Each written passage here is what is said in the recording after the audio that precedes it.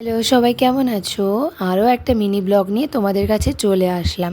তো আজ দেখো আমরা যাচ্ছি দক্ষিণেশ্বর। বিয়ের পরে বাবা মাকে নিয়ে এই প্রথমবার আমি দক্ষিণেশ্বর যাচ্ছি।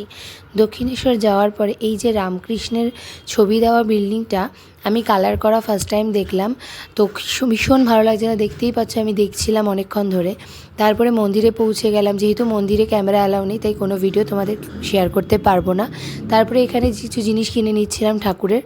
তারপরে এই যে রাতের দক্ষিণেশ্বরটা অলরেডি সব বন্ধ করে দিচ্ছিল। তারপরে এখানে চলে গেলাম এই রেস্টুরেন্টটা খাওয়ার জন্য। দক্ষিণেশ্বর আসবো আর লুচি ছোলার ডাল খাবো না তা তো হয় না। তো এখানে অর্ডার করে দিয়েছিলাম লুচি ছোলার ডাল, বোন নিয়েছিল লুচি আলুর দম আর মিষ্টি। তারপরে এগুলো খাওয়ার পরেই মনে হলো একটু লস্যি খেতে হবে, গলাটা ঠান্ডা করতে হবে। তো অর্ডার করেছিলাম লস্যি, কিন্তু লস্যিটা ভীষণ পরিমাণ বাজে খেতে ছিল, আমার তো একদমই ভালো লাগেনি।